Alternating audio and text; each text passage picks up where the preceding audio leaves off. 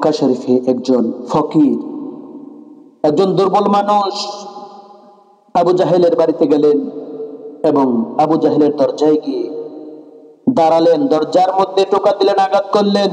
আবু জাহেল বলেন, কি চায়? ওই ব্যক্তি বলতেছেন, আপনি তো আমির মানুষ, আমি অসুস্থ মানুষ, অসহায় মানুষ, আপনি আমাকে কিছু দান করুন। আবু জাহেল বলেন, আমার কাছে যে টাকা ছিল আমি তা দিয়ে উট ক্রয় করে নিয়ে আসছি। তোমাকে আমি একজনের সন্ধান দিচ্ছি যার নাম হচ্ছে হযরত আলী। তুমি আলীর কাছে যাও। আলী টাকাওয়ালা, পয়সাওয়ালা, আলী তোমাকে খালি হাতে ফিরিয়ে দিবে না। ফকির হযরত আলী রাদিয়াল্লাহু তাআলা আনহুর সন্ধানে বের হয়ে গেলেন। হযরত আলী রাদিয়াল্লাহু তাআলা আনহুর কাছে পৌঁছে বলতেছেন, হুজুর, মক্কার একজন আমির, সে আপনার সন্ধান দিয়েছে, তার কাছে আমি হাত পেতেছিলাম। সে বলতেছে আপনি নাকি আমাকে যথেষ্ট পরিমাণে দিতে পারবেন, হুজুর আমি আপনার কাছে আসছি।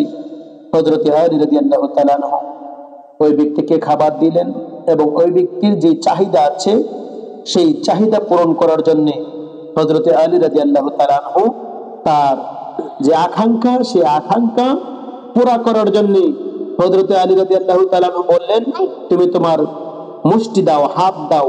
হাতের মধ্যে হযরত আলী রাদিয়াল্লাহু তাআলা আনহু তিনবার ফুঁক দিয়ে বলতেছেন, তুমি যাও। তিনবার ফুঁক দিয়ে বলতেছেন, তুমি যাও।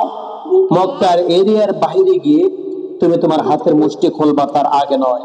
প্রতিমধ্যে আবু জাহেল ওই ব্যক্তিকে পেলেন, পেয়ে বলতেছেন, তুমি আলীর কাছে গিয়েছিলা, আলী তোমাকে কি দিয়েছে?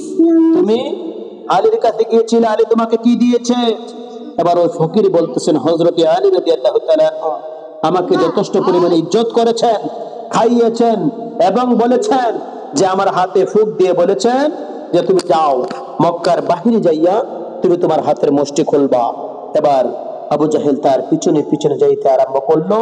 ওই ব্যক্তি মক্কার বাহিরে যাওয়ার পরে আবু জাহেল বলতেছেন, তুমি মক্কার এরিয়ার বাইরে চলে গেছো, এবার তুমি তোমার হাতের মুষ্টি দিয়ে খুলো। ওই ব্যক্তি হাতের মুষ্টি যখন খুললো, দেখা গেল ওই ব্যক্তির হাতের মুষ্টির ভিতরে তিনটি লাল রয়েছে। সুবহানাল্লাহ, সুবহানাল্লাহ, সুবহানাল্লাহ।